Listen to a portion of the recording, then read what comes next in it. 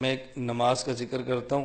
عموماً ہمارے ہاں فرائض ادا کیے جاتے ہیں، واجبات ادا ہوتے ہیں، سنن موقدہ ادا ہوتی ہیں، اور بعض وہ نمازیں جو سنن موقدہ نہیں ہیں، نوافل ہیں، لیکن بے حد مفید ہے، اس طرف ہماری عام طور پر توجہ نہیں جاتی، اور توجہ جائے بھی تو ہم چھوٹے چھوٹے شکوک و شبہات سے ڈر کر اس کا کھل کے اظہار نہیں کرتے۔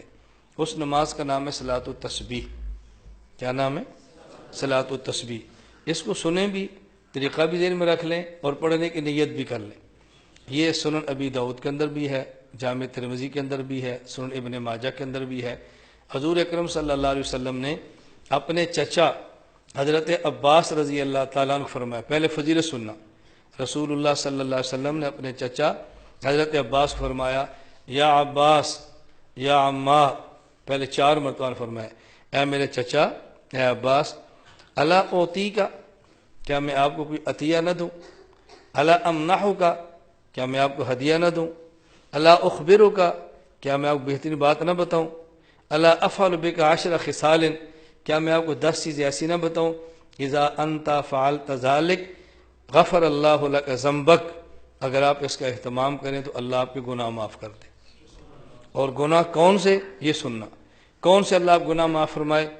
اولہ و آخرہ، آپ کے پہلے گناہ بھی معاف کرے، جو بعد میں کریں گے وہ بھی معاف کرے۔ 2 ہو گئے۔ وقدیمہ و حدیثہ، جو پرانے ہیں وہ بھی معاف کر دے، جو نئے ہیں وہ بھی معاف کر دے۔ کتنے ہو گئے؟ 4 ہو گئے۔ خطاہ و عمدہ، جو آپ نے بھول کر کی وہ بھی معاف کر دے، جو جان بوجھ کر کی وہ بھی معاف کر دے۔ کتنے ہو گئے؟ گنتے جائیں، کتنے ہو گئے؟ 6۔ اور فرمایا صغیرہ و کبیرہ، جو آپ کے چھوٹے ہیں وہ بھی معاف کر دے، جو آپ کے بڑے ہیں وہ بھی معاف کر دے۔ کتنے ہو گئے؟ 8۔ فرمایا وسرہ و علانیتہ، جو آپ نے چھپ کر کیے وہ بھی معاف کر دے، جو سب کے سامنے کی وہ بھی معاف کر دے۔ کتنے گناہوں کی معافی کا وعدہ ہو رہا ہے؟ 10۔ اور وعدہ کرنے والے کون ہیں؟ رسول اللہ صلی اللہ علیہ وسلم۔ اللہ کے نبی کی زبان پہ یقین ہونا چاہیے، خدشات میں کیوں پڑھتے ہیں؟ فرمایا چچا اگر آپ اس کا اہتمام فرما لیں تو اللہ آپ کے 10 قسم گناہ معاف فرما دے گا۔ اولہ و آخرہ، پہلے اور بعد والے، قدیمہ و حدیثہ، پرانے اور نئے، خطاہ و عمدہ، بھول کر اور جان بوجھ کر جو کیے، صغیرہ و کبیرہ، چھوٹے اور بڑے، اور سرہ و علانیتہ، چھپ کر کیے اور ظاہراً کیے، اللہ سارے گناہ معاف کر دے گا۔ وہ کیا کریں؟ فرمایا کہ آپ 4 رکعت نفل پڑھ لیا کریں، توجہ رکھنا ہے۔ ان میں جب آپ پہلی رکعت پڑھیں تو سبحانک اللہ پڑھیں، اس کے بعد ثنا کے بعد آپ 15 بار پڑھ لیں، سبحان اللہ والحمد للہ ولا الہ الا اللہ واللہ اکبر، پھر اعوذ باللہ، پھر بسم اللہ، پھر سورۃ الفاتحہ، اور پھر سورت، اور پھر 10 بار پڑھیں سبحان اللہ والحمد للہ ولا الہ الا اللہ واللہ اکبر۔ پھر آپ رکوع میں جائیں، رکوع کی تسبیحات پڑھیں، سبحان ربی العظیم 3 بار، 7 بار، 9 بار طاق جو ہے، اور پھر آپ 10 بار پڑھیں سبحان اللہ والحمد للہ ولا الہ الا اللہ واللہ اکبر۔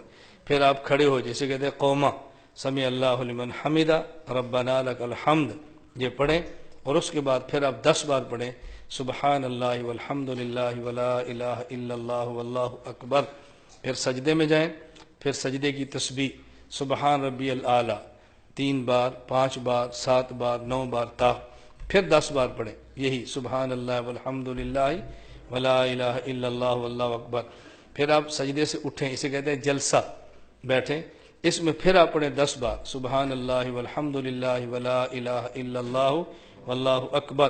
پھر آپ سجدے میں جائیں اور سجدے کی تسبیح پڑھیں سبحان ربی الاعلیٰ 3 بار، 5 بار، 7 بار، جو بھی اس کا عدد تھا طاق عدد۔ اس کے بعد پھر 10 بار پڑھیں سبحان اللہ والحمد للہ ولا الہ الا اللہ واللہ اکبر۔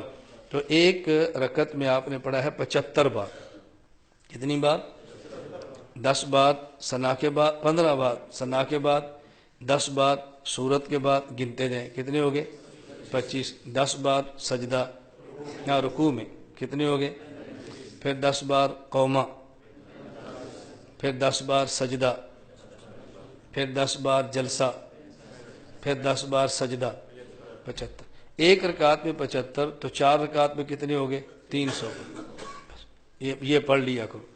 اور پھر اللہ کے نبی نے کیا ارشاد فرمایا، ان استطعت ان تصلیھا فی کل یوم مرۃ فافعل، اگر آپ ہر روز ایک بار پڑھ سکتے ہیں تو ضرور پڑھیں۔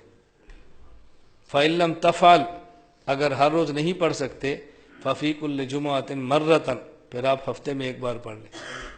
فإن لم تفعل، اگر آپ ہفتے میں ایک بار نہیں پڑھ سکتے، نہ آپ نہیں پڑھ سکتے، تو پھر ففی کل شہر مرۃ، آپ مہینے میں ایک بار پڑھ لیں۔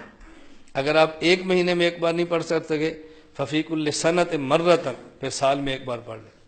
اور اگر آپ ہر سال ایک مرتبہ نہیں پڑھ سکتے، فإن لم تفعل ففی عمرک مرۃ، تو میرے چچا عمر میں ایک مرتبہ آپ ضرور پڑھ لیں۔ تو آپ اس کی نیت کر لیں ہر روز، اگر ہر روز نہیں تو ہفتے میں ایک بار، ہفتے میں ایک بار نہیں تو پھر مہینے میں ایک بار، مہینے میں ایک بار نہیں تو پھر سال میں ایک بار، اور سال میں ایک بار نہیں تو پھر زندگی میں ایک بار۔ تو زندگی میں تو ایک بار انشاءاللہ سب پڑھیں گے نا بھائی، نیت کرتے ہیں انشاءاللہ سب پڑھیں گے۔ اس حوالے سے دو چار باتیں سے نشین فرما لیں جو مسائل بتانے ضروری ہیں۔ نمبر ایک طریقہ وہ ہے جو میں نے آپ کو اب بتایا ہے۔ دوسرا طریقہ یہ ہے کہ آپ ثنا پڑھیں، پھر اعوذ باللہ، پھر بسم اللہ، پھر سورۃ الفاتحہ، پھر سورت، اور پھر 25 بار، نہ 15 بار، پھر 15 بار، پھر رکوع میں 10 بار، قومے میں 10 بار، سجدے میں 10 بار، پھر جلسے میں 10 بار، پھر سجدے میں 10 بار۔ پہلی رکعت کے دوسرے سجدے جب اٹھیں تو بیٹھ کر 10 بار پڑھ لیں اور پھر کھڑے ہو جائیں، پھر کھڑے ہو جائیں۔ پہلا طریقہ کیا تھا؟ ثنا کے بعد 15 اور سورت کے بعد 10۔ اب کیا ہے؟ سورت کے بعد 15 اور دوسرے جلسے کے بعد، دوسرے سجدے کے بعد 10۔ اس ترتیب پر آپ پڑھ لیں، وہ پڑھیں گے پھر بھی 75، اور 4 رکعت کے 300 بنیں گے۔ ایک مسئلہ۔ دوسرا، یہ جو 4 رکعت پڑھنی ہے اس کے اندر سورت کون سی پڑھیں؟ جو سورت جہاں سے مناسب سمجھیں آپ تلاوت کر لیں۔ بعض مشائخ کی رائے یہ ہے کہ اذا زلزلت الارض زلزالها والعادیات ضبحا، اور الہاکم التکاثر والعصر، قل یا ایھا الکافرون، اذا جاء نصر اللہ، قل هو اللہ احد، ان میں سے 4 صورتیں پڑھیں۔ بعض کی رائے یہ ہے، باقی آپ کوئی صورت بھی پڑھنا چاہیں تو پڑھ سکتے ہیں۔ نمبر 3، اس کے پڑھنے کا سب سے بہتر وقت زوال کے بعد ظہر کی نماز سے پہلے، جب ظہر کا وقت شروع ہوتا ہے ظہر کی نماز سے پہلے، یہ سب سے بہتر وقت ہے۔ اگر اس کے علاوہ کسی وقت میں بھی پڑھنا چاہیں، 3 مکروہ اوقات نہ ہوں، سورج نکلتے وقت، سورج ڈوبتے وقت، اور زوال کے وقت، کسی وقت بھی آپ پڑھ سکتے ہیں۔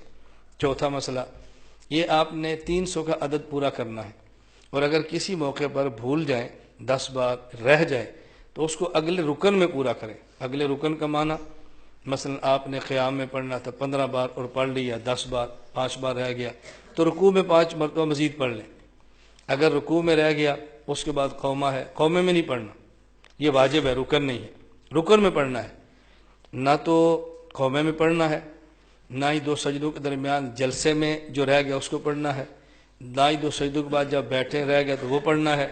یا قیام میں پورا کریں، یا رکوع میں پورا کریں، یا سجدے میں پورا کریں، اور یا آخری اتحیات میں بھی پورا کر سکتے ہیں۔ کیوں؟ آخری اتحیات فرض ہے، اور وہاں آپ پڑھنا چاہیں تو وہاں بھی پڑھ سکتے ہیں، درمیان میں جگہوں پر نہ پڑھیں۔ ان چیزوں کا آپ خیال کریں۔ کہ میں نے چند ایک اس کے متعلق آپ کو مسائل بتائے ہیں، اور اس حوالے سے جماعت نہ کرائیں، اکیلے اکیلے پڑھیں۔ اب تو ہمارے ہاں ایک عجیب مسئلہ شروع ہوا کہ صلاۃ و تسبیح کا اعلان ہوتا ہے اور عورتیں جماعت کراتی ہیں۔ جی مرد نہیں، عورتیں، ہم کہتے ہیں مرد جماعت نہ کرائیں، اب عورتیں جماعت کے لیے تیار بیٹھی ہیں۔ اس لیے جماعت نہیں کرانی، انفراداً پڑھنا ہے، گھر میں پڑھیں، خلوت میں پڑھیں، نوافل ہیں، اور سب سے بہتر یہی ہے۔ باقی مسجد میں آ کر پڑھیں تب بھی حرج نہیں ہے، لیکن جماعت کا اہتمام نہ کرائیں۔ اللہ تعالی ہم سب کو اہتمام کی توفیق عطا فرمائے۔ تو آپ اس کا خیال رکھیں گے نا بھی انشاءاللہ۔